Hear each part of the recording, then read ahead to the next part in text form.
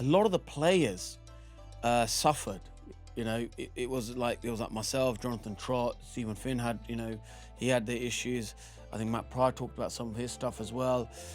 And we were part of that team, because the game, we were supposed to become number one in 24 months. We did it in 18. So even when you become super successful, I think you need help to wind down. And when you're not doing so well, you need help to be lifted up as well.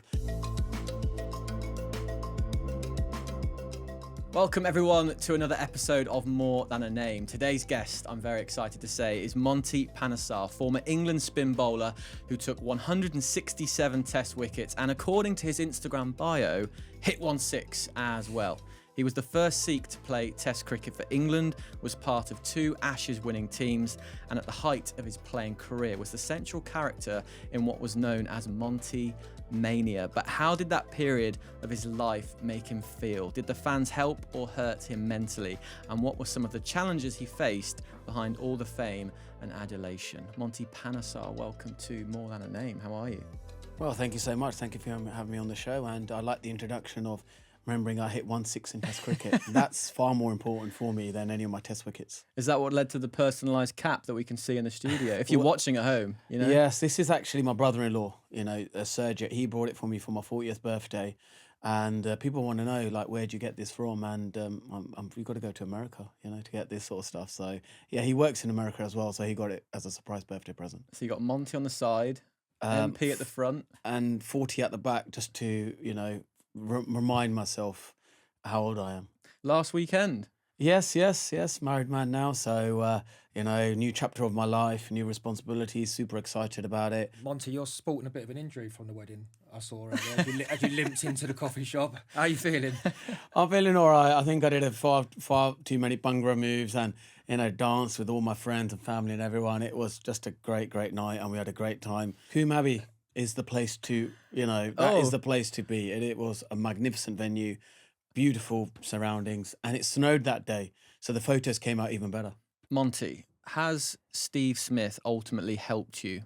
Let's go back and tell everyone that isn't aware of what happened before the Ashes. Yeah, look, I mentioned a bit about, 2018, a bit of the sandpaper stuff that happened. And normally, people don't really, listen to me or they'd ignore me, right? But obviously Australian press, they seem to pick up on these kind of things. And I thought it was just, Ashes cricket is about that. It's about the mental disintegration or just breaking someone's concentration when they come out to bat.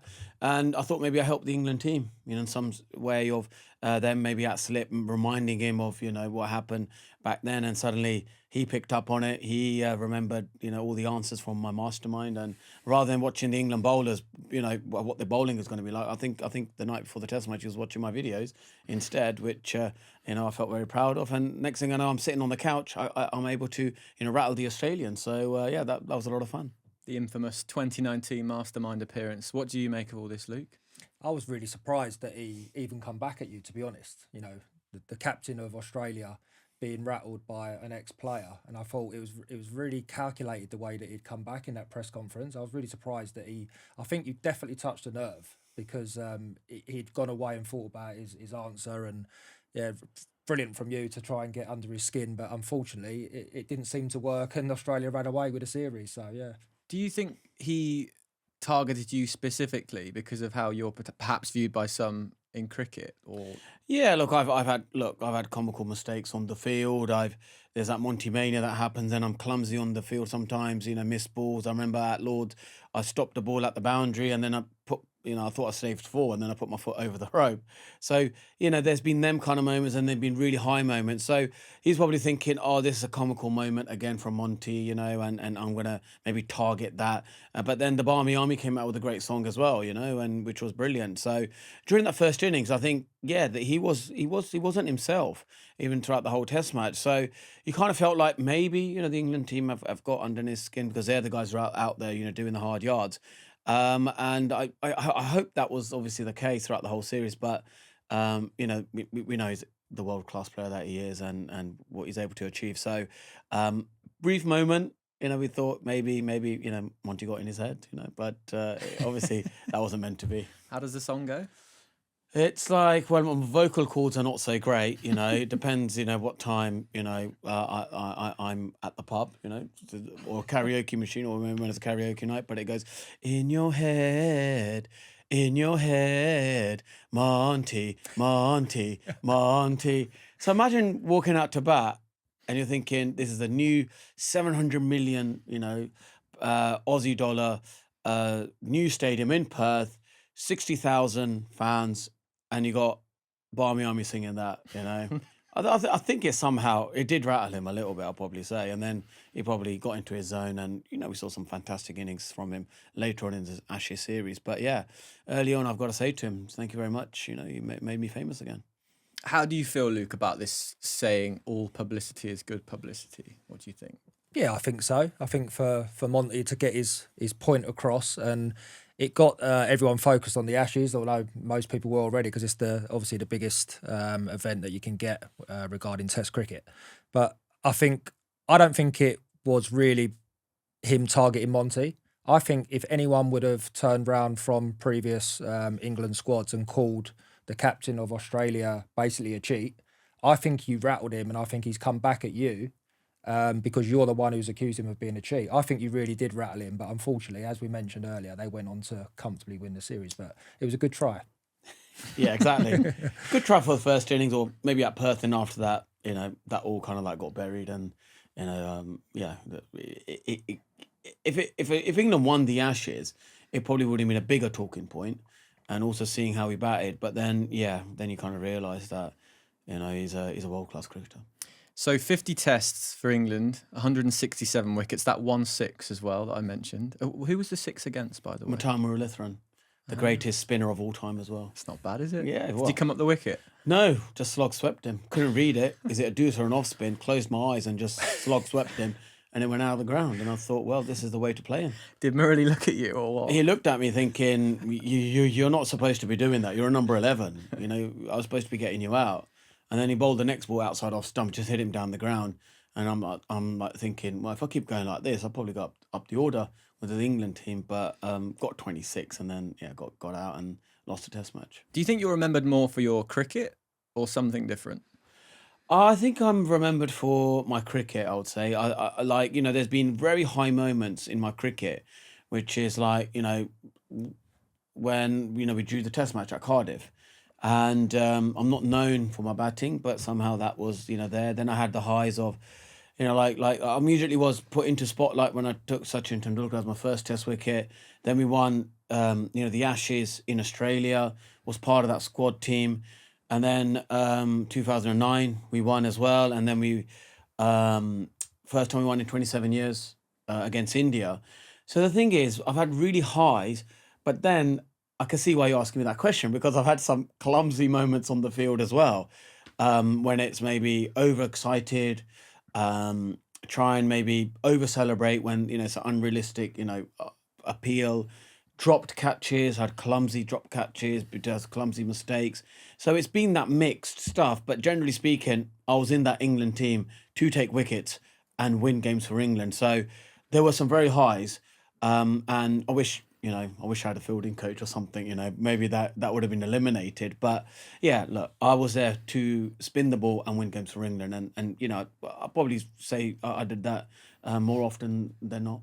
But what we've all been talking about, I think you've done incredibly well for your career. It's more now, I think I'm looking at the media landscape and your involvement around the cricket family, if you like. Why are you not as involved as others, do you think? Yeah, look, I think it's that probably, you're right. You know, maybe the fact that it's a spinner, you know, bats at 11, can't field, they can't bat. So they probably don't know if they can talk about the game. Do you know what I mean? But there's Phil Tufnell for me. You know, look at him. And I'm in the same kind of, you know, bracket as him. And he's had a successful media career, successful commentary career. He's done success. He's been, you know, questionable sport main presenter. He's done that kind of stuff. And then he's always has great input in the game. And I think, yeah, he's a left arm spinner, similar mold as me. He can do it. I can do it. And that sort of gives me that motivation. But you also need characters as well to be pundits as well. You can't all just be analytical and saying like, oh, he needs to do this, he needs to do that. You need characters that can carry the show as well. 100%, and I think that's probably part of me where there's a character that comes to me, certain things I do which is really funny, like celebrity mastermind stuff, which is I don't think anyone else could have done it, made it so bad as I have done when it comes to general knowledge. So if there is ever a pub quiz and it comes to general knowledge, I'm out of there because I know I'm not going to do very well. But then there's the other side of things where I was, people probably want to know why spin bowling is dying out of this country. What's happened there, and then people want to know more about my point of view from a spinner's perspective, and then they also want to know from a batter's perspective why England don't do well against spin as well. So, and spin is a huge part now of the game, especially in T20 cricket. Spinners make a massive impact. So I think that's why they're all like you said. You need someone. I am different, I've got big hands. I look different, but I'm a spin bowler as well. So I think that characters, you need characters in the game. You're talking about looking different there. How easy or difficult was it to fit in to the England team? Yeah, look, when you love something, so much, your great passion is you want to play for England. Your passion is about spinning the ball, and that's what your passion is. So when I was in the England team, they would ask me, questions about, oh, how comes you have long hair? What is Sikhism all about? And I just said, well, our gurus, they kept long hair, so I kept it. But I probably didn't know anything more about than that. I should have known much more about it. But then I remember when I was on Celebrity Again Mastermind and my subject was Sikh and its history, they gave me a book to read. I read all of that book and I got most of the questions right. I think I got 7 out of 8 right. So they were very interested in my culture and what Sikhism is. But what they were more interested in, the captains and things, they were like, well, you got a ball in your hand, you spin it and you get guys out. That's that's where we all here in this team to take wickets. That's the main thing. And once you take wickets and you have an off day, well, not an off day, when you have won a test series or you won a test match and we sit in together just talking about the game, then they'll start asking questions, because I know I've done my main job, taking wickets and we won the game. Then they'll start asking me, oh yeah, so, how comes you're a vegetarian? How comes, you, what faith means to you or stuff like that. So yeah, we would have interesting conversations, but that would happen as a secondary. Your primary focus is to take wickets. And that was my main focus. You had an amazing rapport with the England fans as well. When did that sort of cult hero type feel start between you and the fans? Yeah, I think it was just my celebrations. It was probably that first test wicket. You're in disbelief. You always think that the great sports people, the only relationship you have them is on a TV screen. And if they do really well, like, for example, I have a great week when Arsenal win. I'll be honest with you. I watch Arsenal. They do really well. I think, yeah, I'm going to have a great week. I haven't gone and met the players in person. Sometimes I go to the games, but my relationship I always feel is very distant, from these great superstars of any sport. And Tendulkar was the same. I just thought, I'm never going to be the field of him. Yeah, I'm going to laugh, are you? Are you going to really take his test wicket? No, you're not. That's never going to happen. So you just don't dream about these things. And when it happens, and you think, oh my God, I've just got my first Heart test on your wicket. sleeve, Yeah, it's the that passion. Yeah, and you have your England lines, 3 lines, then it's 6-3-1, MP, and crowd are cheering. You're like, I can't believe this has happened. This is unbelievable. Is that the best feeling there Best is? feeling in the world it was. And I got straight into the limelight. I remember at the time Andrew Flintoff was our captain. He goes, Monty Mania started, and John Etheridge, who was from The Sun, he goes, yeah, back home, everyone's gone Monty crazy. And I didn't realise what he meant by that until when I played a Northants game, first class cricket, and the guys were wearing Monty masks on the field, and I was like, wow, this is gone really crazy now, what's going on? And I remember Jeffrey Boycott said, he goes, Monty, I've got 2 words for you. The second word is off. Just tell everyone that, because you're a natural cricketer, and you don't need to please people, just go out and do your stuff naturally. And when I was at my best, the ball would drift, and it would drift very late. When I wasn't at my best, it wouldn't drift at all. And I would fight for it. And then that's where you got to have honest conversations. You got to tell the captain and the coach, I'm not playing at my best. And I think for the team, I don't think, I may not be a good selection. And that takes a lot of courage. But then you're thinking, well, if I say that, I'll miss a few games. Then I may miss, the winter tour to England.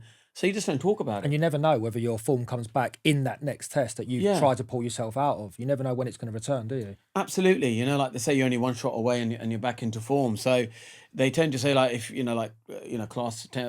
form is temporary, class is permanent. So coaches and captains, if they think you're a really exceptionally talented cricketer, they'll keep letting you play because it's like one ball, you get a wicket, you hit the ball up, first ball off your legs, you just whack it, and you're back in form, and you think that works, but I think it takes a bigger player to say, you know what, maybe give me a couple of weeks off. Let me just work on my skill, get it right. And then the captain and the coach will say, yeah, okay, in a couple of weeks, you're definitely coming back for this game if I see these results. And, that's happens in cricket more now than it used to before. But during my time, you're just like fighting with yourself because you're thinking, I'm not bowling well, but I'm going to fake it till I make it. And, we're very good at disguising it with our body language, keep our head up and, look like we're in control. But inside, I'm not bowling well. Can we go back to fitting into the dressing room? We've just had this Ashes tour where there's been talk of a drinking culture. Stuart Broad says there isn't one. Harry Brook, the white ball captain, was outside a club, had an altercation with a bouncer. That was before an ODI match in New Zealand. He's the captain. I guess I'm asking you, first of all, how hard was it for you to fit into that group? And did you feel like you had to drink along with everyone else? Well, I think for me, what it was, I was part of a successful team during that time, and everyone's roles were fitted apart from the spinner. So, unfortunately, Ashley Giles had to have a hip replacement, or it was a bit of an injury. So they knew that Monty's just coming in for Ashley Giles as a replacement, and that's it. And they didn't. I was an unknown. No one knew what my bowling was about, and obviously, yeah, luckily, when you have a good tour of India, it elevates you a lot. And everyone loved my energy for cricket. They loved how I was in love with the game. Just loved cricket, loved training, loved taking loads of catches, loved improving my batting, everything about that. So when you're in a really good headspace and you're loving the game, everybody wants you in the team because you love playing for your country, you love your cricket, and that's helping your other teammates as well. So initially, it was just brilliant. I was like living the dream. I was thinking, wow, life cannot get any better. I'm playing, representing my country. I'm loving every moment, and I'm showing it on the field as well. And the fans were loving how I was, performing. And then, when did it peak? It peaked for a few years, and then it started to die out a little bit when I wasn't performing so well. I lost the shape on the ball. I was fighting hard. Technically, I wasn't correct. My front arm was going down too, was coming down too quickly. And because you have, big shoulders and long fingers, you're overcompensating it. Didn't have that ball to hang in the air, late drift. All of that stuff was starting to deteriorate. And I was just fighting with myself, knowing that I'm not bowling my best, but still trying to, trying to search for my best delivery.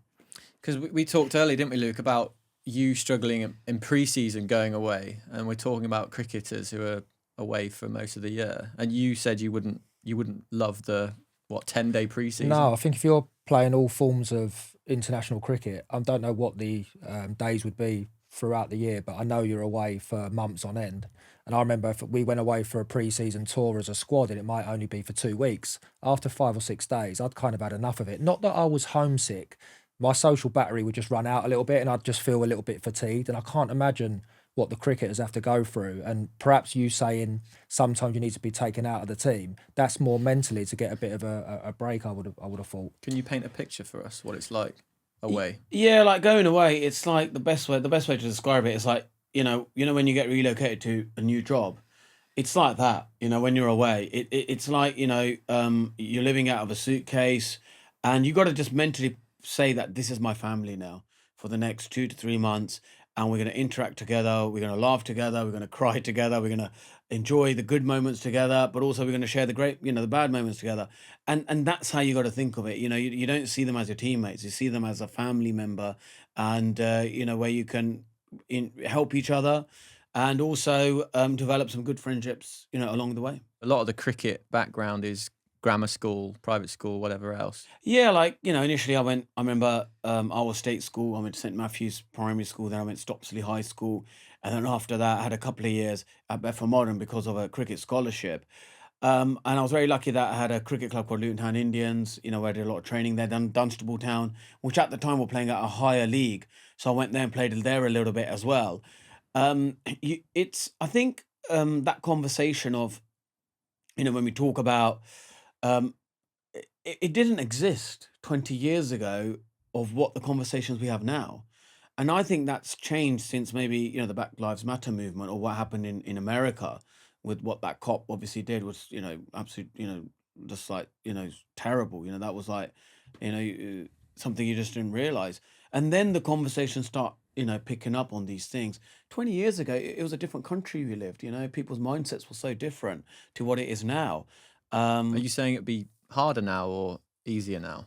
I Is it? think now we have much more open conversations. You look at Usman Khawaja, his press conference 20 years ago. I don't think if you were, of a sportsman of a different background other than, let's white Christian, for example, which predominantly played, he was very brave to talk about his experiences. But 20 years ago, I don't think people maybe thought about that kind of stuff. It never came into conversation. It was more when I was growing up, it was just, oh, yeah, if you're good at cricket, if you're good at bowling, spinning, and taking wickets, you play the next game. And that maybe possibly if you're exceptionally talented, you don't notice it. But if you're just sort of, you know, if it's a call, do we play this guy? Do we that play? You're always missing out on the 11. Maybe they possibly felt it then, but maybe when I was growing up, I probably was just playing because I was just so good at playing cricket. Well, while we got you there, can you remind everyone what Khawaja said, and also could you relate to what he said? Yeah, I think what Khawaja said was that he felt in the Australian team, maybe the media portrayed him in a different light compared to, I don't know, like a white Australian cricketer, because he's a coloured, a guy from Pakistan, Muslim background, and he felt the media will come after him harder than possibly if it was a white Australian. So that's what he felt, and it was very brave, very sort of powerful in what the things he was saying, and it was opening eyes for a lot of people as well because here's a guy who's played 80 odd Test matches. I was at the SCG. He's got like 4 Test centuries. He's got four on his name. I think he's the second or the third highest run scorer as an opener, ever in the history of Australian, Test history. He's, lives in this like beautiful, house. He's got this, such a lovely lifestyle that he lives. You kind of think, oh, he must be very happy. He must be, very happy within, and he must be happy living life and playing for Australia. But he felt like he needs to talk about these things because then he can be true to himself and he can just be who he is. And he sometimes felt like, there was moments in it of his career where he wasn't maybe quite felt like an Australian. Do you know what I mean? He probably felt more maybe Muslim Pakistani than less of mixing with the Australian team. And so, What about you with England? yeah, with me, like it's funny. A lot of people ask me those questions because I'm Sikh. I'm obviously brown skin, and they'll think, "Oh, did Monty face anything like this?" And I think I was just so absorbed in just loving playing for England. I'll be honest with you. I remember Andrew Strauss saying the same thing as when I think about Monty, it's about he loving every moment, every little ounce of he was taking of just loving playing for England, and that's how it was for me. And I just loved cricket so much, which probably the reason why the fans loved me and it had this massive, following, became very popular very quickly. Within a year, I was in the top 10 of like sports personality of the year. And I'm like, here's Wayne Rooney. And I'm alongside Wayne Rooney. I was like, yeah, a year ago, I was trying to hand in my dissertation at Loughborough Uni and trying to, I was late for a university cricket match, Loughborough versus Oxford. And next thing you know, a year later onwards, I'm like, alongside with Zara Phillips, Wayne Rooney, and then there's Monty there, right? And I'm like, wow, how does that work?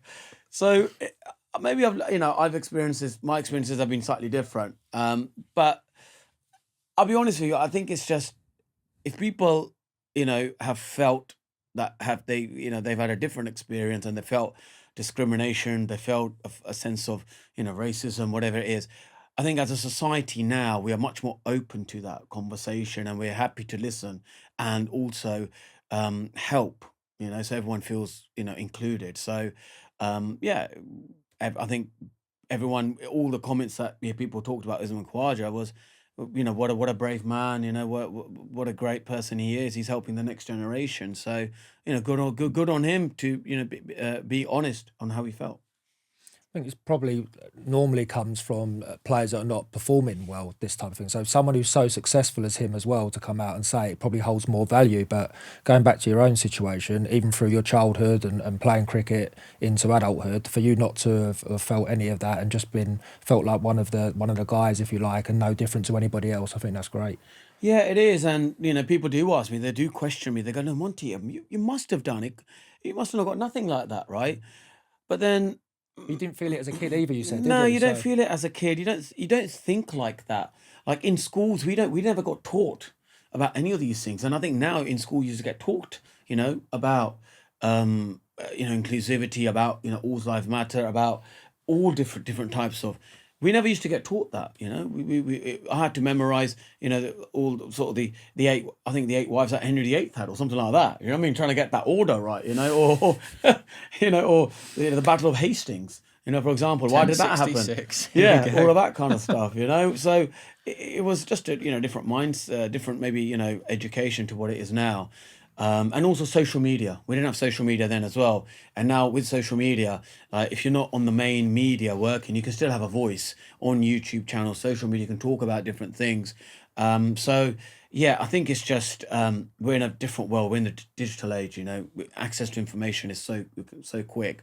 AI, if you can't think for yourself, just use AI, let AI think for you. if you could have batted at 7 and hit more runs than you did, how many test match appearances would you have had? I think I would have had 100 test matches. I've probably been knighted by, King Charles right now.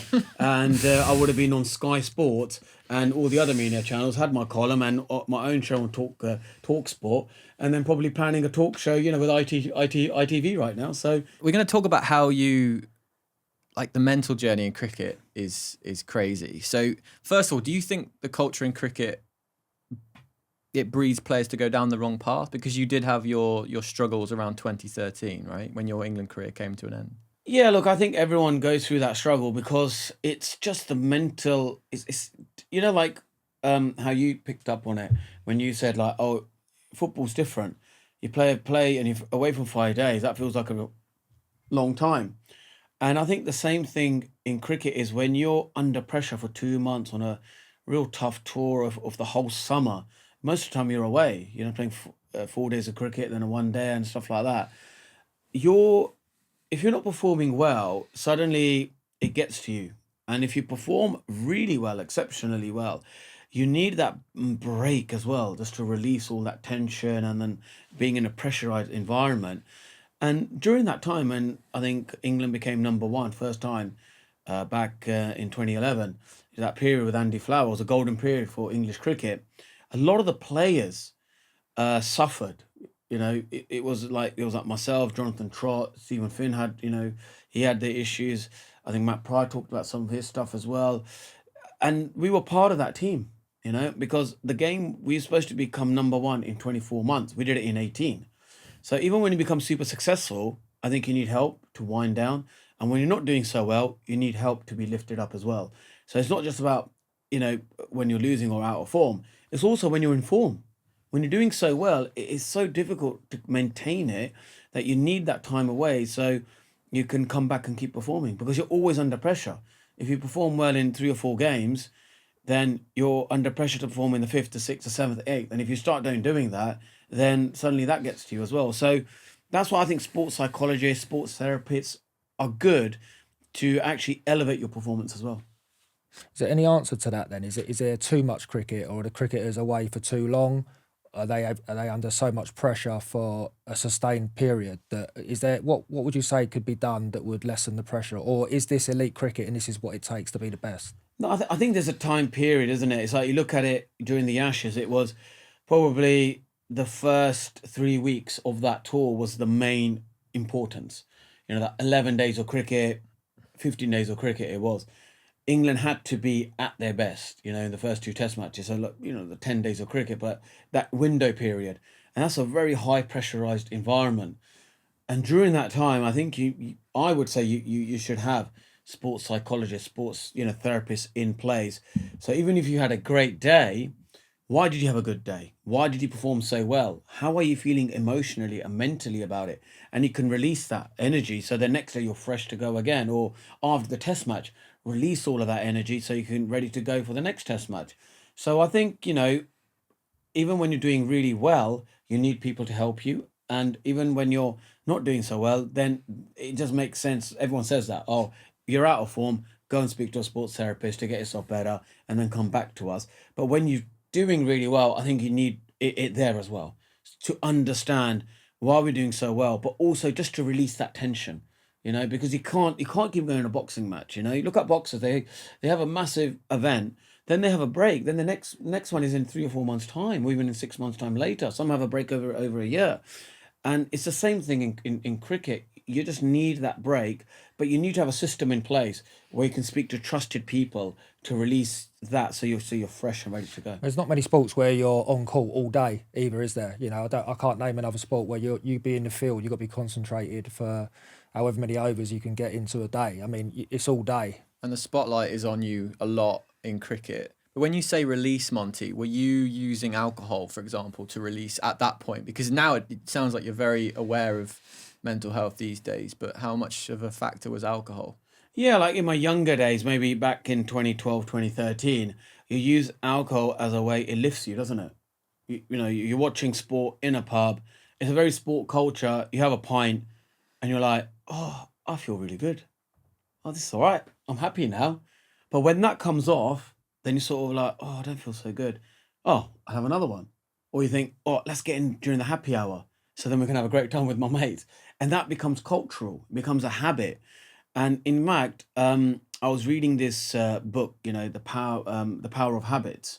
And what scientists did, they switched off the memory of this patient, and they for an hour, and they go, look, can you look at these pictures? Do you know any of this? What this is all about? And they go, well, no, I don't know who that is. I don't know who this is. He didn't know any of his family members or nothing like that. And after an hour of questioning, he goes, I just need to go to the toilet. And he went left, right, left. Then he came back again. And they thought, why? How did he memorize that? We thought you switched off your memory.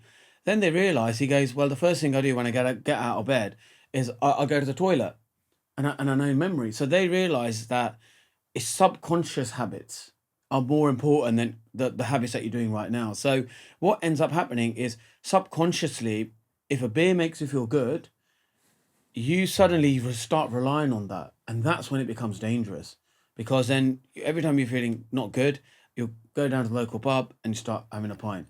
What you want to do is the other way around. Like you said, I go gym four to five times a week. I'll have my gym sessions in place. I've got an online trainer where on an app he tells me what to put in. Then I do my recovery sessions. I'm part of David Roy's membership, so they have everything there. And JD as well. It never lasts. Gosh, any more gyms, right? And I never used to have that back in the day. And I never used to have a PT trainer. So gym becomes my habit now. So subconsciously, I'm going to the gym. Subconsciously, I'm going to, a positive, read a self-help book. Subconsciously, if I'm not great, ring up a friend. So that's another thing a lot of people ask me. Oh, how do you know, if your social, let's say, friendships and your social circle is good? I always say to them, have you got 5 friends you can ring up right now? And they go, oh, no, I don't actually. I only have 1 or 2. That's where I say, go out there and start, making good friendships with people. Like a meeting, meet up with your friends, whatever it is. If it's over football, over a meal or whatever, keep those friendships very healthy, because one day you'll need that when you're not feeling good, and they'll lift you. So always ask yourself the questions. If you have 5 friends, who are they? If you don't, then try and get those 5 friends that you can just go there and not talk about work, just talk about life, whatever's on your mind. Oh, I got up today and the sky was purple. So they'll say to you, why was it purple? That kind of stuff, where you can trust your friends. Football used to be the same as well, regarding you'd play a game on the weekend and all of the pressures of that week building up to that game, lads would go out for a blast and a good drink, and then, because Monday you're going back into the pressure cooker, if you like, ready for the next game. So alcohol back in my day was used as a bit of a release as well, but obviously there's more healthier releases, like you now say that you go to the gym, etc. As soon as you finish playing, I think you need something that is a release that takes you away from wanting to go out and try and get that release regarding sort of alcohol. And you both are living like such a high adrenaline lifestyle, and I think particularly in your era, Luke, there was less of a. I don't think you felt like you could openly discuss it. I know it's a difficult issue, Monty. There was that night in 2013 in Brighton. I don't know if you're comfortable talking about this, but was that where you think it peaked for you, the struggles? Yeah, probably. Yeah, that was at its most peak there, and it was a very difficult time for me at the time. And We don't need to yeah, explain. well, we don't have It's to get more into how details, you but felt. yeah, I was just I probably wasn't myself at the time, and I remember Andrew Flintoff messaged me. He goes to me, "I'm really worried about you. I hope you're okay." And it was just that moment where I thought, oh, just needed someone to reach out to me. Do you know what I mean? And especially we play sports a lot. You need someone in the sporting industry, because to maybe they may understand it a bit more than someone who, like a school friend or someone like that. They may, they know you, but they may not understand it. So that's when you kind of realize that no, actually, the people are out there. They really genuinely care about you. They want to, you to be in a good place. I think most people do. It's just our mindset in our head where we think, maybe the world is against us, and you think in your head you're like a fireball, and if whoever you go to, if you get too close, you burn their hands, and once that fire's put out, the damage is done, isn't it? So it's just getting that balance right. Where now I think there's a lot more awareness, a lot more education. Where, oh, we haven't seen John Smith come downstairs for a team meal. Where is he? It's been the second day. Go knock on his door.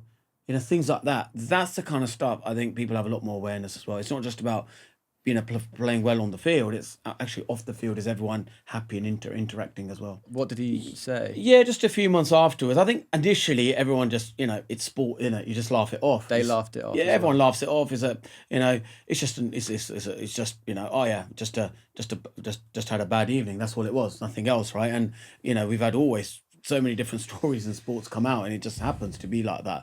But I think, when someone like him who was, going through his, maybe, I don't know, when he went through his slightly, down times, people can relate to each other, when you play together. So I'm very much aware now as well, whenever I haven't reached out to a cricket friend wherever, I'll drop them a message, or I'll have a banter with them about, Man City lost last week, didn't they? And then if they interact, then it's great.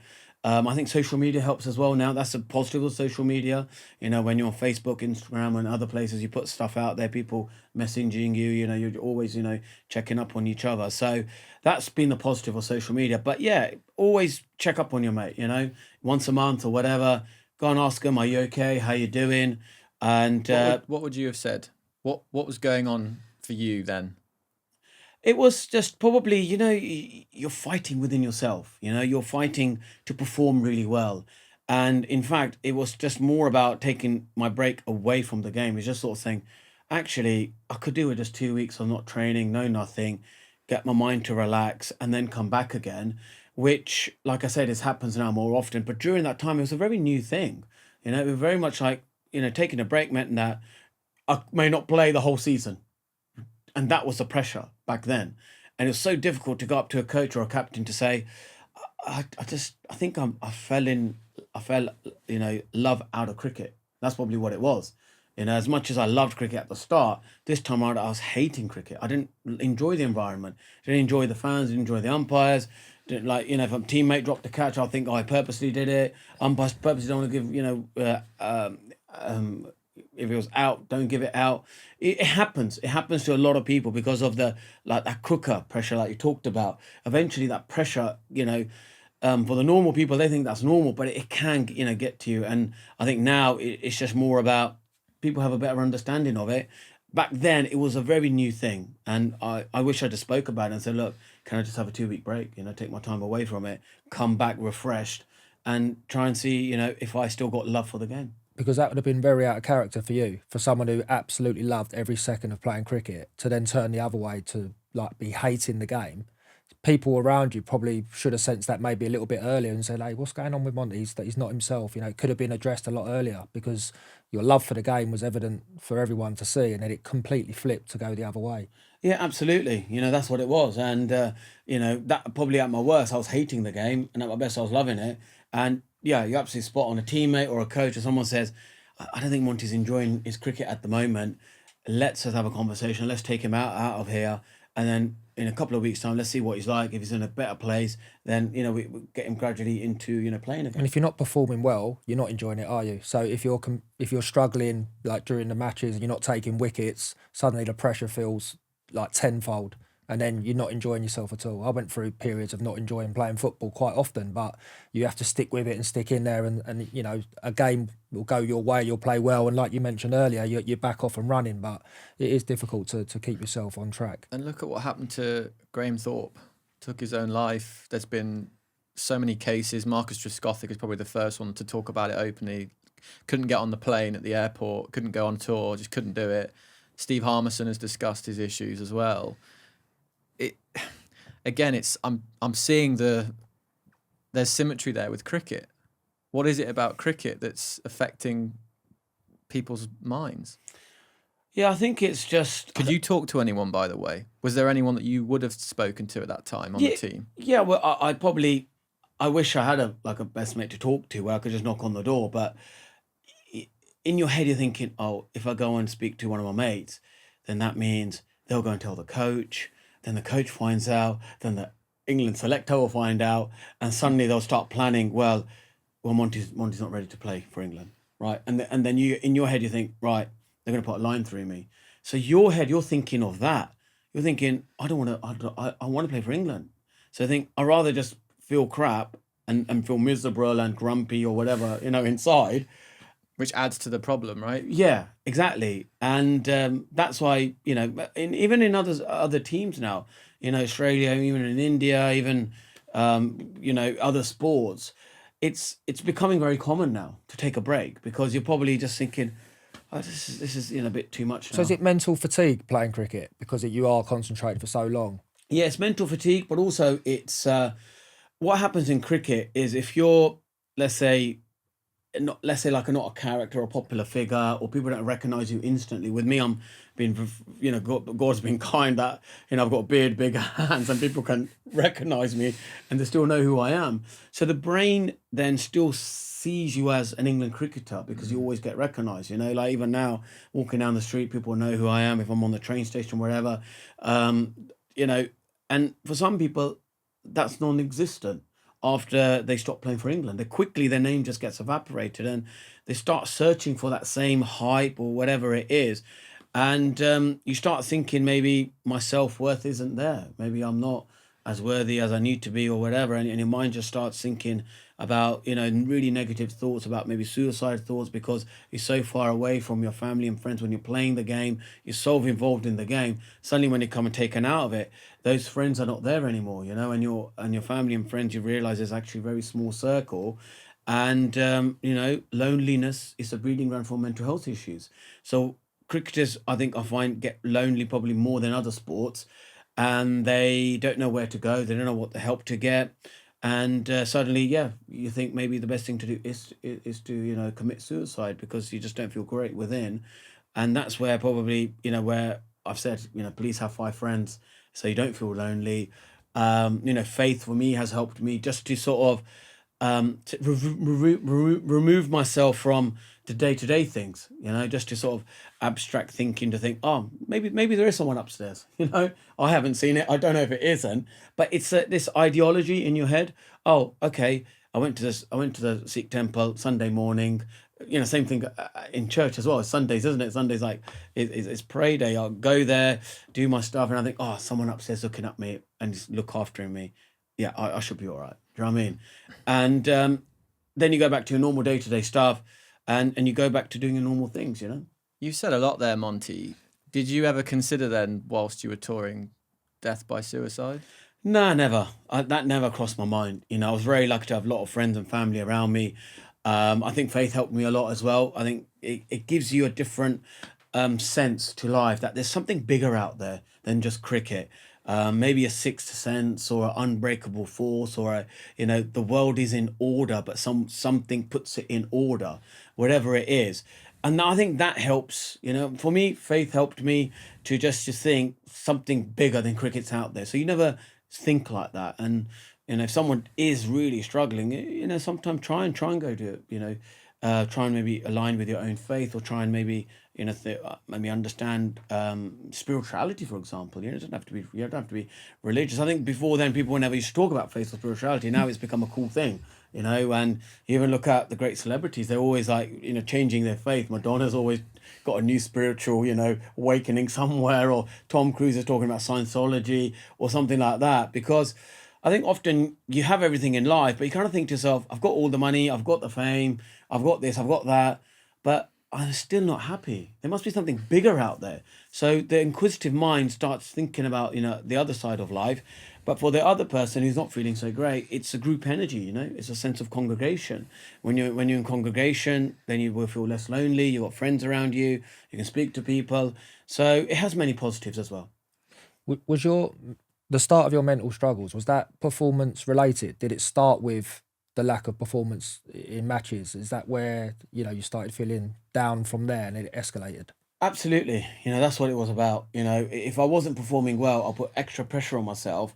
And in fact, it was more, talking about your performances, talking about maybe going into detail about your tactical decisions, about technique, where it is, rather than fighting with that and not getting any help with it. And then it makes it even worse and worse. So suddenly my strike rate is 60 balls per wicket. It goes to up to 90, it goes up to 120, maybe at 180 at sometimes. And you're like, oh gosh, like you're really struggling with yourself. And then you get into bad habits with your action because you keep repeating the bad habits. And suddenly, like I talked about, the ball isn't not drifting, it's just going straight on and it's not even turning now. So I'm bowling, let's say, 180 balls that are not even turning. How am I going to get a wicket? Right. And that's when you start doubting yourself and you start hating cricket. You're thinking, I don't want to play because the ball's not turning. I'm not getting any wickets. Take me out of this, a cooker pressure environment of hating cricket. And in fact, it could have just started off by saying, well, I haven't performed that well. Go to the coach, go to the captain, tell him about why you're not performing well, what is going wrong with your game. And, you don't then have that massive, sort of spiral effect within yourself. If take us into that dressing room then. If you've had a bad couple of sessions, it's tea, and you're going into that dressing room, given what's happened in the past, the celebrations you gave, the fandom, everything that was positive, suddenly you're having a tough time. Do you then start to feel like you are different, like you are a bit lonelier when you're in that dressing room? No, then what ends up happening is you start taking the emotions out of yourself, right? Because when you take a wicket, it's the emotion, isn't it? And if you start thinking logically, strategically, you start thinking, right, why are we not taking wickets? Why am I not performing so well? What's our plan? And you have to come up with a plan. And if you can't come up with a plan, then they start thinking, well, how are we going to get someone out? But then you're not thinking straight as well because there's so much going through your mind. And often some of the people take an ice bath as well just to cool themselves down because they're so angry about what's happened in the previous session.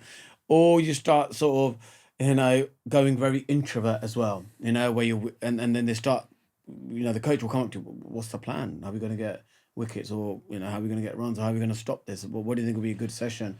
And you weren't up to it mentally. And sometimes when you're not up to it, they'll know, and then they'll have to go with a plan of what the captain says, try and, execute that to keep them happy. But initially it is that pressure when I've actually don't have an answer. What do I do? The ball's not doing anything. Do we do some damage limitation and not get any wickets and then try tomorrow? And it's just it's that, if you cannot come up with an answer, then suddenly you start doubting yourself. And that's a place where you've got to then mentally put your emotions aside, and you've got to think to yourself in a logical manner, what do we do next? What do we do next after tea to get a wicket? Or do we just control one end and try and bowl defensively, play attritional type of cricket? So they're the sort of things you got to quickly come up with something, because if you're not prepared, then suddenly you're found wanting, and then the next game that becomes a question mark. They'll say, well, Monty didn't come up with a plan. He doesn't have the ability, when the team has no plan, for him to come up with a plan to help the team. I'm not sure if you should play the next game or not. And that's why it's really important that you are well prepared and you know what you're doing. And when the team needs your help or need your assistance, you can come up with something, come up with a game plan on how you're going to get a wicket. And do you often feel like if you're not taking wickets that you're letting the side down and the lads down because you're there really predominantly to take the wickets, and say there's half a day's gone by, you haven't taken a wicket yet, you're starting to think, right, I need a wicket. So you're now forcing the deliveries rather than waiting for the right time to perhaps spin it more or less. You're now trying to take a wicket with every ball that you're putting down there. Absolutely. And I think that's what ends up happening. That's how you feel. You kind of like feel my role in the team is being questioned. Teammates become overly nice as well, to lift your spirits. And you know inside, they're just being really nice. You know why they're doing it, don't Yeah, you? they know why they're doing it. They know that actually I'm not performing my role. And when you're performing a role and you're taking the wickets, everyone becomes normal then. Everyone's like, oh, he's just doing his job and day-to-day stuff. But when you're not doing your job, the pressure starts mounting up. And you might be going into the second innings knowing, right, I've taken no wickets in the first innings or very few. I've got to take wickets, and the pressure then is ramped up even more so because you're thinking, if I don't, there's no way I'm paying the next test. Absolutely. And if we're on a 4th, 5th day pitch where the ball's turning, the pressure is, here's the ball, take us the wickets. And the same pressure, they don't apply it to a seamer on a first day pitch. It's a green pitch. There you go, take the wickets. So spinners always have to create the theatre, to create the energy, the men around the bat. We have to create this illusion that the ball is doing so much when it probably isn't. So much energy has to be invested in it. And to do that, you've got to be mentally in a good place. And when you're not in a great place, then you become withdrawn from it. So, and if you don't take the wickets, then you're suddenly thinking, well, what is there in the team? If you take the wickets, it's like, oh yeah, but it was a 4th, 5th day pitch. That's his job. But you are under immense pressure because you have to deliver. All eyes on you. If you don't deliver, suddenly, you're the first one out of the team. In your book, The Full Monty, you open up about a diagnosis of paranoid schizophrenia. If we can move away from the cricket slightly here, how was that affecting you off the pitch? Yeah, it's about, if you love the game, then your confidence is high. If you don't love the game, then suddenly your confidence drops. And I think it was just simple as that. It wasn't anything, deeper than that. And I think a lot of cricketers, even now, it is more about, how much you're loving playing cricket. If you're loving it, then it's fine. It's when you question it, when you have self-doubt, and when you're just sort of thinking, well, get up in the morning, it's like, I don't really want to play today because I'm not enjoying it. That's where you've got to be honest to yourself, for your team and everyone, and have that conversation if you can. But when you're loving, you get up in the morning, and even if it's raining outside, it feels like it's sunshine. Everything feels great. So Did you open up to someone then at this point? no, it's the pressure. It's like, oh, I'm not going to play for England again. And it's all been about cricket. All of the mental Yeah. issues that you've mentioned have all been about performing. Nothing's been about off-field issues at all. Yeah, It's all been about, I want to be the best cricketer Yeah. I can be. Exactly, it's all performance related.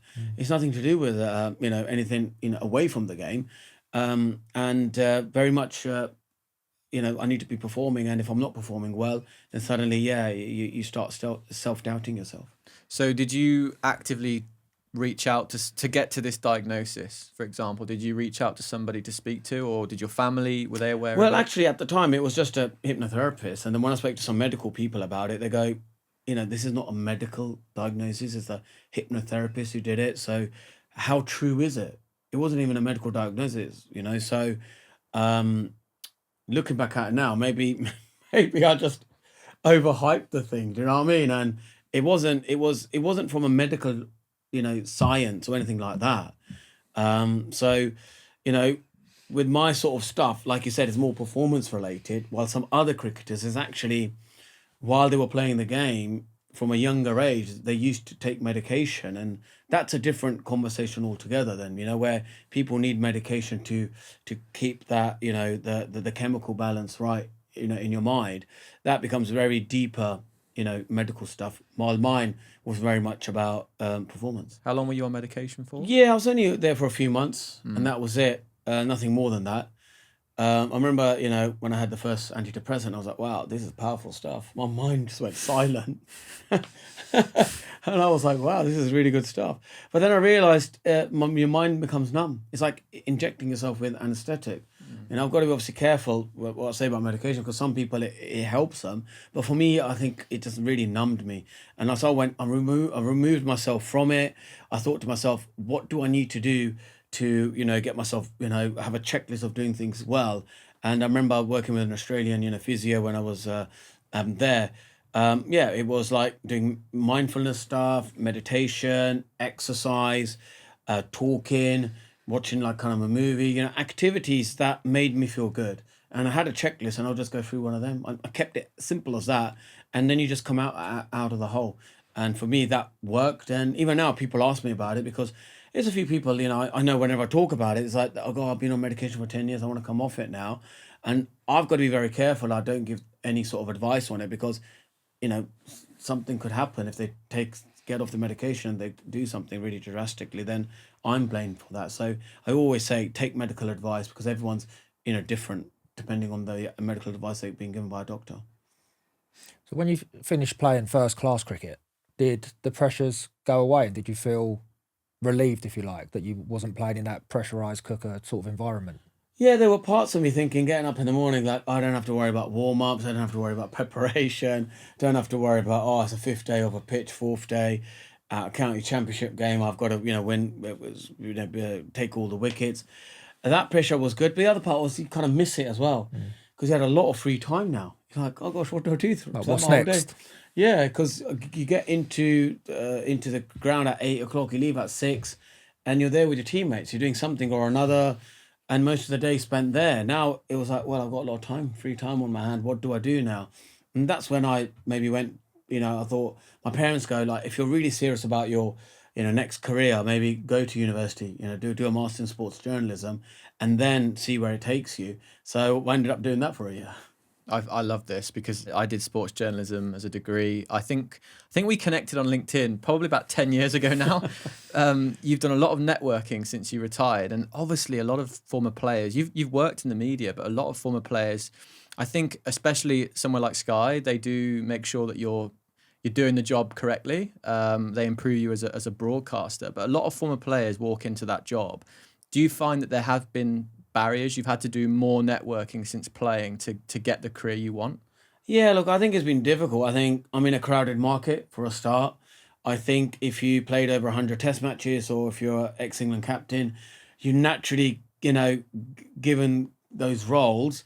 But for a spinner, batting at 11, how many of them are there? If you look at it, over the past sort of 20 years, I think there's only one really, like Phil Tufnell, and now obviously Graham Swan, he comes into that picture as well, does regular work as from a spinners don't really go into the media as much as maybe batsmen or fast bowlers do. So that is it's going to be it's going to be my sort of struggle, but I'm one of them sort of guys. I keep fighting.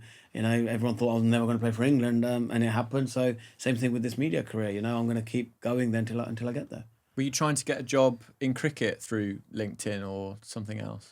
No, I think LinkedIn was more of just like when I went to university, they told us, to create a LinkedIn profile and connect with all the editors and, all the media stuff. So instead of doing, let's say, an interview, you apply for an interview, you effectively message them and that becomes your interview, applying for an interview, really asking them for work experience or whatever. And I think it's a great way of doing it because, you're not how you're going to connect with the decision makers, in a media company. And sometimes you can connect through them. Suddenly, they think, oh, here's an ex-sportsman who's trying to build a media career. Oh, maybe I'll have a coffee with them. But if I now directly go and apply for a job, they'll have 100 applicants. And suddenly, it depends, of if your job application meets the criteria. If it doesn't, suddenly you get, your application gets thrown in the bin. But here, at least, you go and just speak to them directly and see if there's any job opportunities.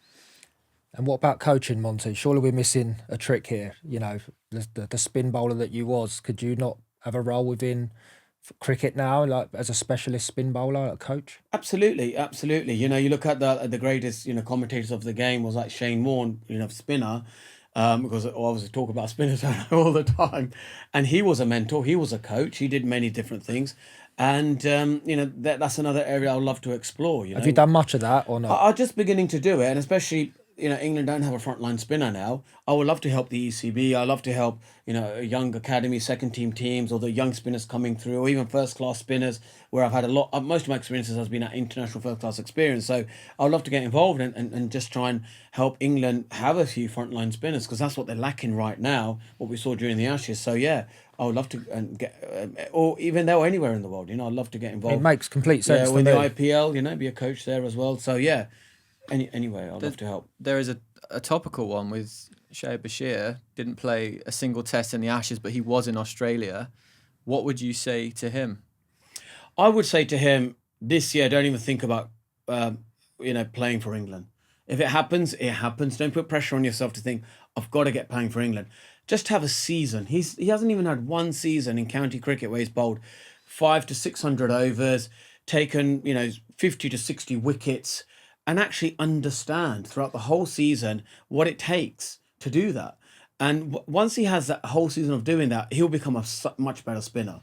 I remember I used to sit with, initially I would sit with like John Embry or Nick Cook, at Northants, and we'll go through the whole games and we'll say, right, during May, how many wickets do you reckon you're going to take? During June, July is where you're going to take most of your wickets. So you have a couple of months where you build up to have good rhythm, and you just bowl on off stump line. You don't want to go anything straighter than that because the ball wouldn't turn as much.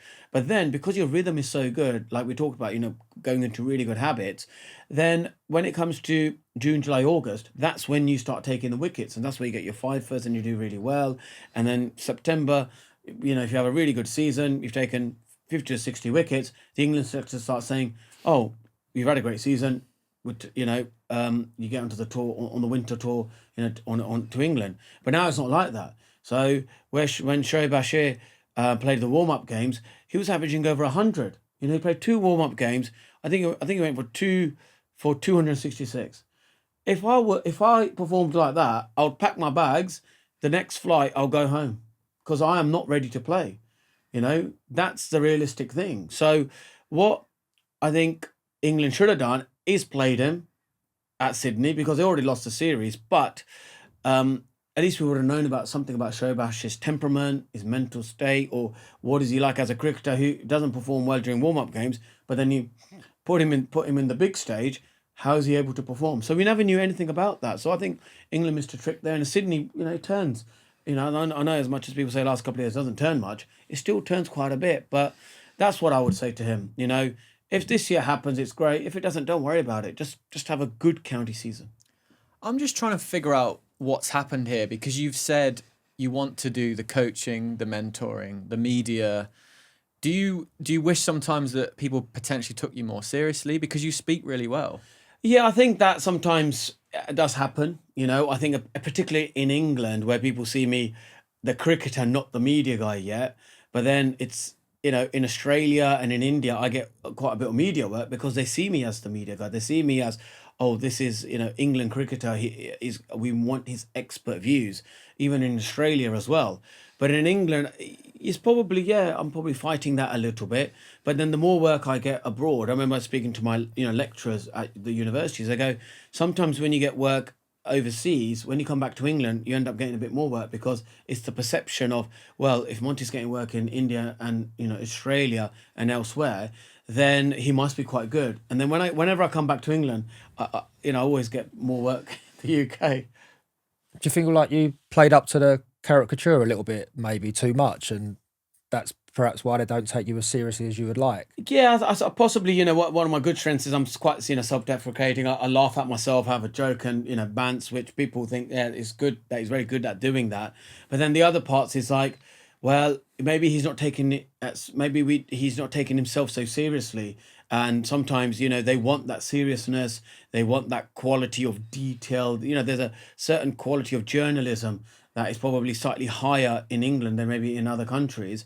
And you need to meet those standards as well. So it's not just about, Monty, maybe we don't take him seriously. It's also the other side as well. Is his quality of journalism to the standard we need it to be as well? So I continuously, improve myself as much as I can. I'm not one of them, feel sorry for myself. It's like whenever I come back into England, I always try to improve my, journalism. So when they see me again, or when I get that maybe small little interview to review a game or whatever, they'll say, "Oh right, 6 months ago he was this. He's improving," and then suddenly, that perception starts changing. But beyond the self-deprecation, because that can sometimes be what's the word I'm looking for? A wall to hide how you really feel, right?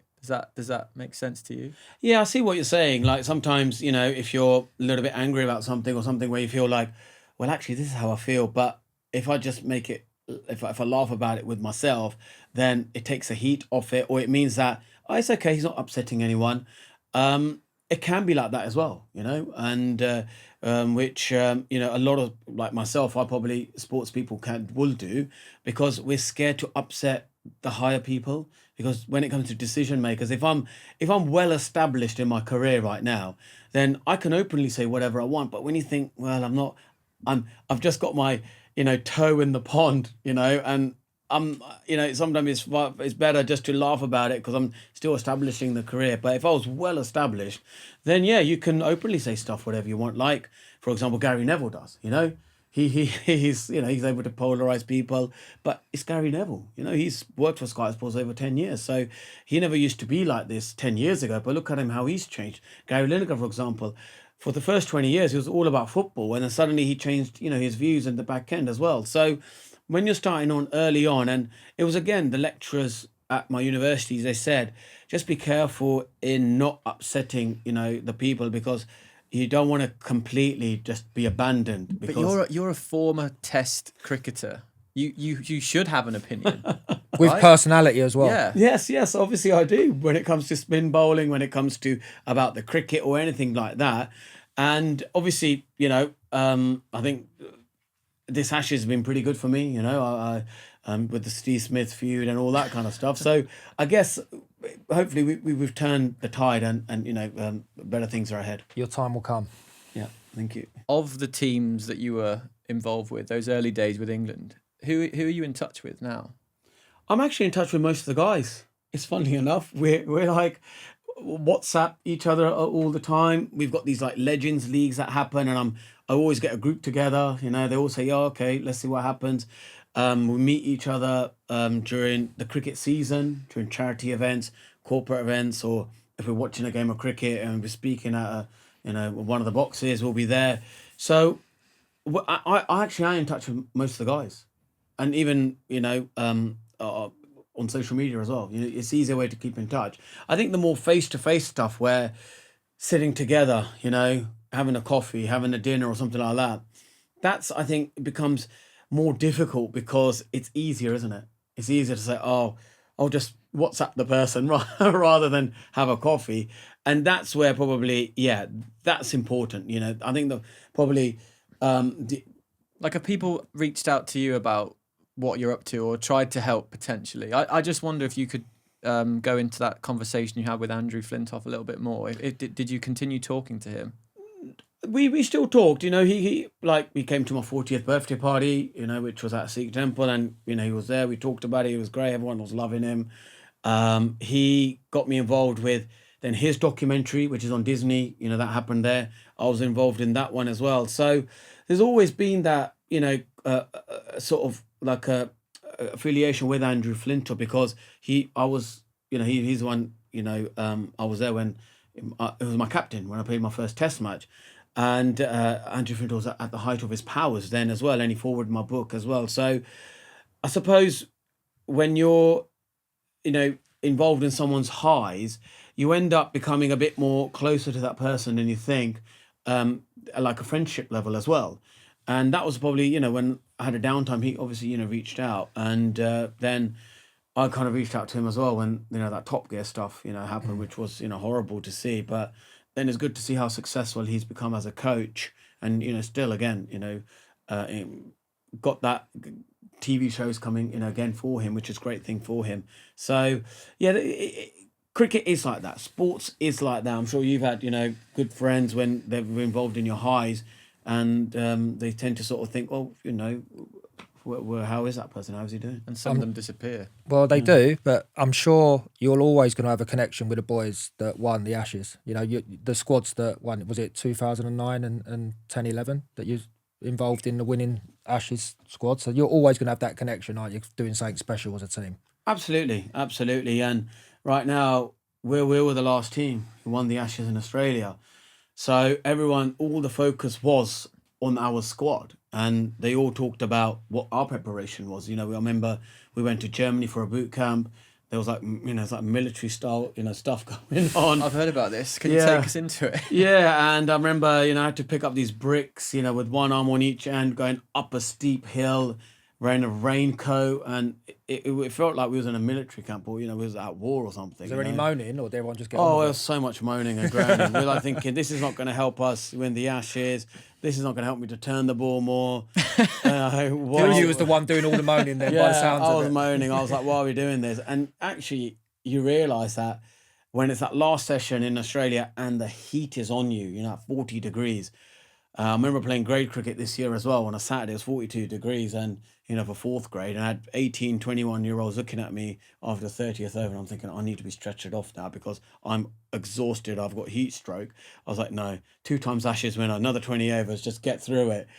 And I think that's the bit what that boot camp was about. And we realised at the time how good that planning was from Andrew Strauss and Andy Flower. And then we had three warm-up games after that as well, and we didn't lose any of them.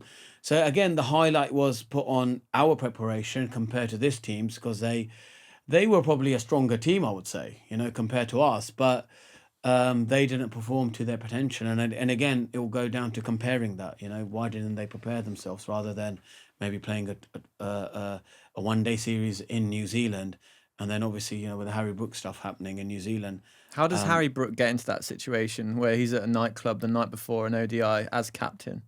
And if you were there, what would you have said to him? Yeah, I think it's, as a teammate, you got to look after each other. If you guys, as a group, if you guys want to go out, have a few drinks, do it, but you have some security, guys. Have something with you where, right, that's it, you got to go. You don't have the control over decision making. Your teammates or someone has, and right, you got to get out of here. But because he's exceptionally gifted and talented, his numbers are up there as, some of the greats who started the game. You probably think, I can get away with it. If you'd have done that, what would have happened? But I probably would have been told, you're on your way home, or something like that. But he's exceptionally talented. He's a gifted cricketer. Like everyone's saying, he's going to break all the records if he keeps playing for the next 10 years. So he probably thought, I could get away with it. But I'm sure now, he's probably looking back, he's probably got one more warning. I don't think he'll do it. Is there any rules put in place, Monty, about like night before? Because obviously in football, you're not allowed in a licensed establishment 48 hours before a game. But even like on a Wednesday or a Tuesday, I wouldn't be seen in a pub. Is there any rules in cricket where you can't be in a pub, if you like, the night before a game? Yeah, look, I think it's more about not to be seen in the bar, in the hotel, maybe, the night before. It's not a good look. You're not helping yourself. And also the other thing is that for some people it relaxes them. Sometimes just having a couple of drinks, going to sleep, it relaxes you the next day. And something like that, you can just order room service. If it helps you to relax. But they're the sort of things. As a team, you have team meetings. You think, should we have a curfew? Or we are adults. We're responsible adults. We treat you like adults. So then you guys have to make your decisions yourself. And sometimes you've got to think that. You've got to think what's best for the team. And maybe a night before a game, it's probably best to just order your chicken tikka masala with a beer and a room service. And if you fancy having a few drinks, just have it in your room and go to sleep. Don't be going out. But the guys that would play in the Ashes, then the World Cup coming up, there's another series after that.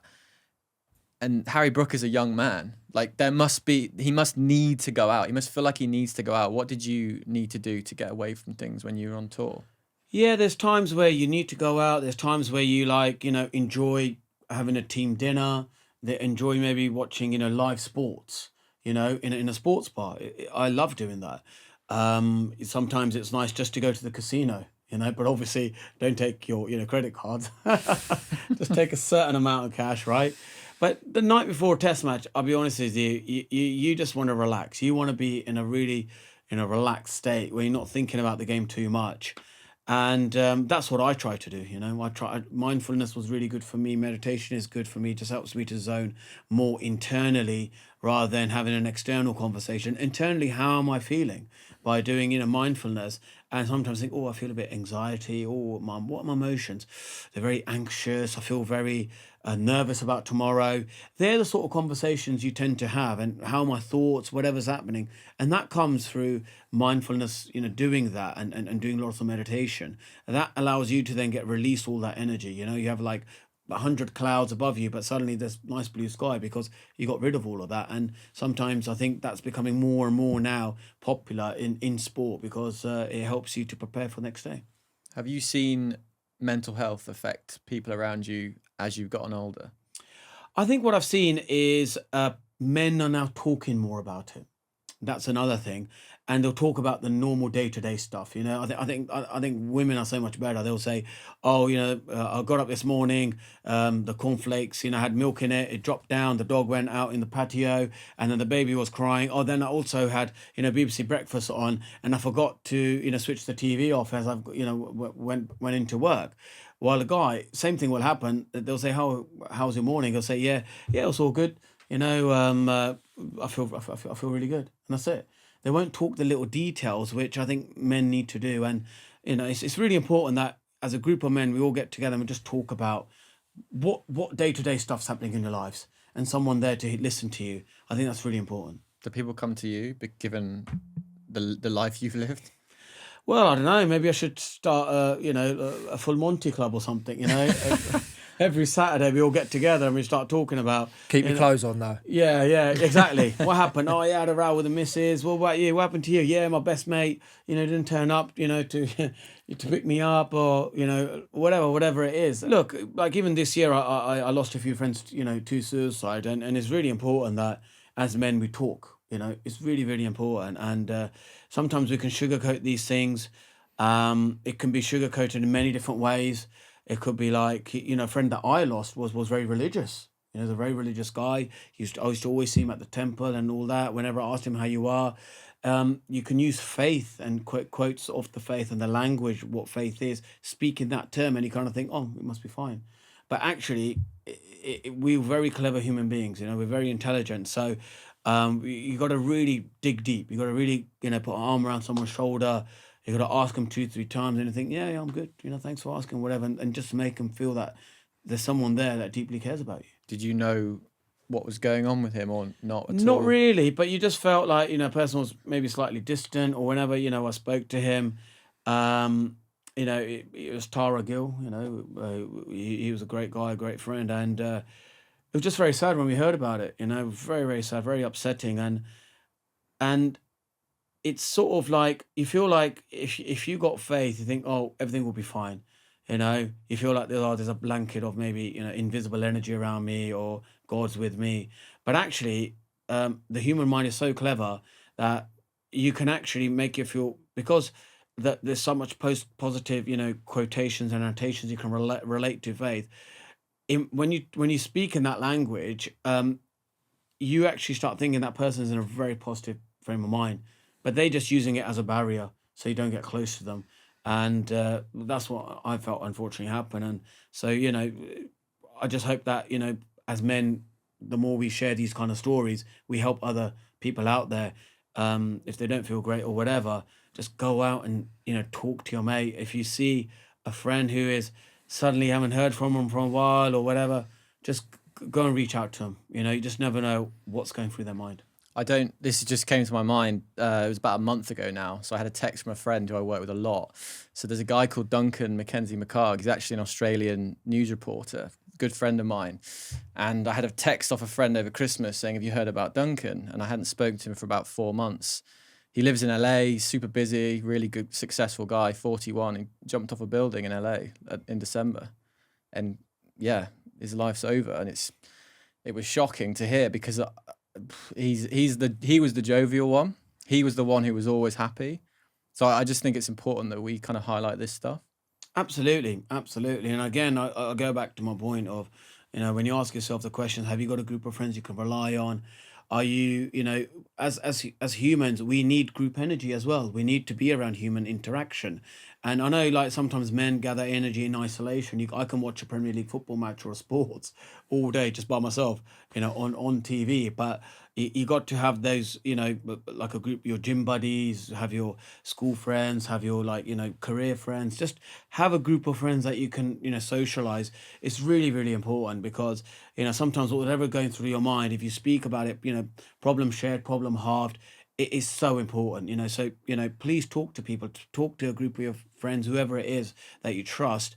Don't leave it inside, because you're in the end, people around you who deeply care about you, will be so hurt about whatever actions you take afterwards. I think men are particularly good at hiding their feelings, aren't they? It's really difficult to get men to talk and open up.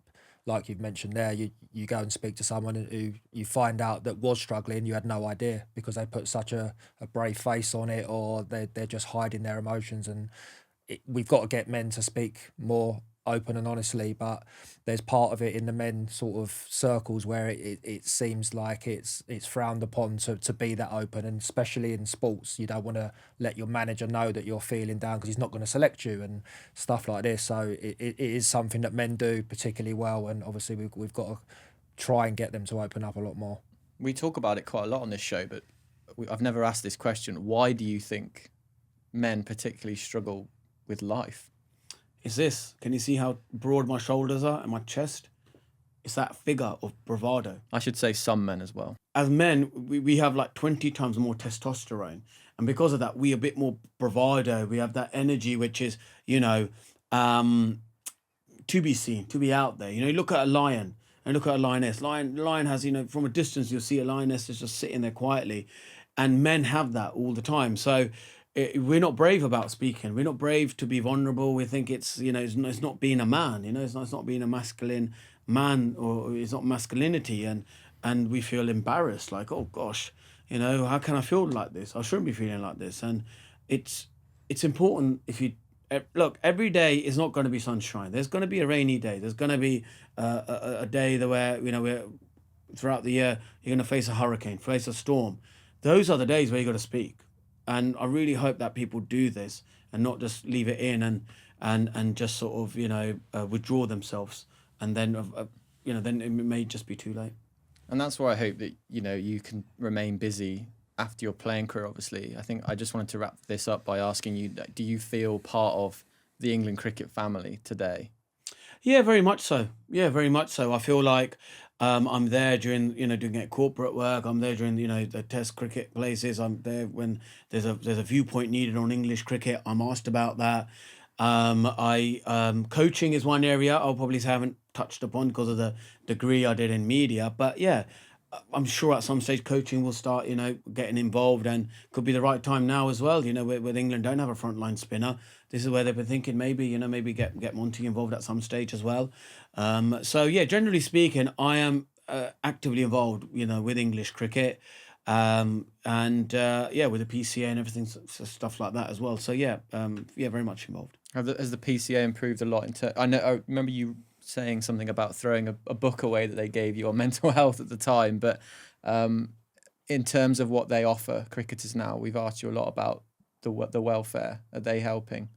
Yeah, I think they're very good. I think they're very good at, they know obviously certain areas that they provide you with with work, but also there's help there as well in other areas if you need it. So yeah, it's a brilliant organisation. Like I've gone to other countries like Sri Lanka, South Africa. I spoke to other cricketers around the world. They go, I wish we had a PCA. I wish we had a players union, like you guys have in England, that they take care of the players. So I think they do an absolutely brilliant job. When you hear the name, in your case, Monty Panesar, what comes to mind? Fun, entertaining, and talented spinner. I love it. And aren't you a Bollywood star as well? Is there a film in your... Well, there's a loosely based, Okay. film called Patiala House, and it was about a fast bowler from a Sikh family playing, for his country, and it made about 2008. I love it. Got a lot of film stars to in watch the that. studio. Have to watch that. Yeah. Monty, thank you so much for your time. It's great to meet you and spend some time with you. No, thank you so much, and thank you for having me on the show. I really enjoyed talking to you guys. Can we get a cap? you want this cap? Not that. Not. Well, I need a LY and an MW. Yeah, I'm sure I'll order it from America. And when it'll be a wedding day present. Oh, perfect. Sounds good. We need to get him on the dance floor, don't we? Yeah. I don't be waiting a while. I think he's not fit. Monty, thank you. And guys, thanks for watching. Thanks for listening. Remember, we're on Instagram and TikTok at More Than a Name Pod. Check out some previous episodes, including Becky Adlington, James Haskell, Stephen Warnock. So many great pods for you to go back and listen to. And email us as well, morethananamepod@gmail.com. We will see you next week.